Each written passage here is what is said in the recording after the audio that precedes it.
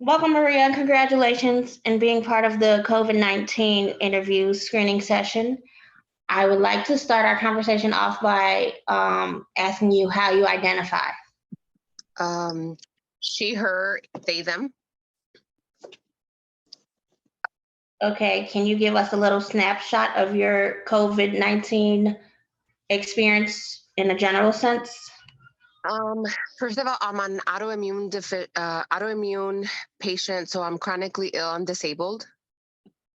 And I feel that since I had COVID, I have not been the same in the sense that I just noticed that like my chest, whatever I feel in my chest of whatever cough I had or like all the pain that I had from the cough, I still feel that way. Like if I go on a walk, I get that same kind of sensation and pain that I was getting when I had the really bad cough during COVID.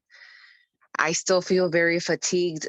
I haven't been the same since I had COVID. And I hear a lot about like other people telling me the same thing, similarities in fatigue, overall, just like that heaviness on the chest. I feel like it disrupted my whole life once I had it. I was doing pretty good physically in regards to like everyday walking, exercise, and I find it very difficult still to go on a walk longer than 20 minutes. I feel like it doesn't give me energy. It makes me more fatigued. I never got rid of that fatigue. Okay, thank you for sharing that. Can you tell us about, even in your experience of before being diagnosed and in the time of you being diagnosed and then that thereafter, what it was like for you between friends and family? What do you like as far as what do you mean? I don't understand. Just in a general sense, was there anything that changed within your family or friendship dynamics that was Um, notable at least? I think that because I was so scared to catch COVID because we were extremely careful, like especially during before we got vaccinated, because I am vaccinated. I was extremely careful with everything. Like I went above and beyond to just kind of stay alive because I was in a really bad health state at that time. So I wanted to be safe. I took all the precautions. I did social distancing. And then when I received the vaccine, I felt a little safer. But when I caught COVID, I I think about it more now than I did before. And I feel like helpless as to, I think me and my immediate family feel helpless as to like catching it again or not, because we have to continue to like live back into this reality of after, like this pandemic, or we're still in it, whatever this is. But I feel like we haven't recovered. I feel like it's fear. We always feel fear, even though we were vaccinated. We got so sick. Like I was so sick. So like I can't even imagine if I wasn't vaccinated, but I still feel like we live in fear. Like definitely it's scary to think that we can catch it again and there's not really anything we can do, because I live in a household with kids and I know how it's transmitted. So I feel like we're just kind of like sitting ducks, I don't know. Something like No, that. that makes sense. Yeah. Can you tell me about your care and even before, during, and then consequently after, of like how you felt being diagnosed with the doctors and then how you felt your access to resources were? So I feel like I was really scared when because I sort of like knew I was COVID because, I had several of the symptoms. And then when I had to do a home test because the doctor wouldn't see me in the office. But right away I contacted the doctor to let them know, okay, I'm taking a home test. And then that was positive.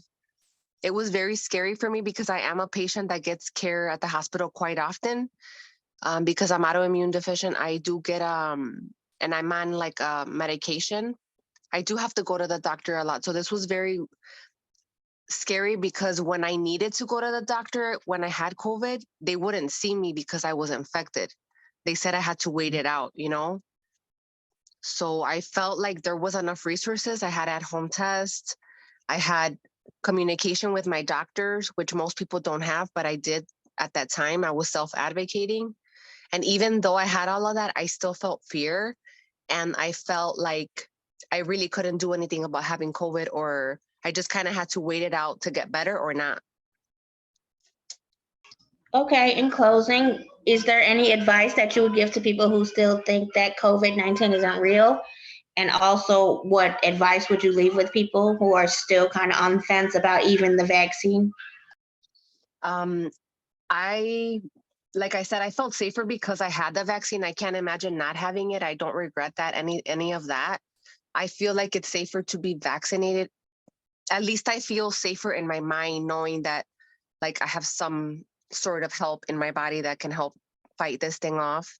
I still live in fear all the time. I am very scared of and very hyper aware of like germs and just the way people are not really, people don't really mind the space. There's all these crowds, like even at the grocery store. It's very difficult to see people be so careless, especially because we're still in a pandemic. This is the US, but in other countries, it's still killing a lot of people. It's still a very bad disease that I know in my family, it killed a lot of people, a lot of elderly, so many. And I would tell people, you still have to be aware of where you're going and how you're living your life because it's a disease that's very spreadable. So I mean, we still we don't socially distance, but we do we are very aware of where there's a large crowd. Sometimes we still do mask if we feel like it's necessary. But again, these are all just band-aids. In the reality, we know that any space where there are a lot of people, it's highly contaminated and it's highly contagious. And our kids had RSV. So these diseases are really bad. Like it's not a joke. People should be aware, and science is real, and just reading about the facts is important. So I would just tell people, be informed of what you are actually, the decisions you make, because they impact everybody around you if you're sick.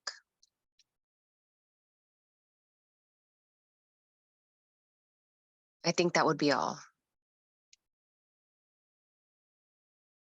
Okay, Maria, thank you for your time. That's all that I have. Okay. Thank you.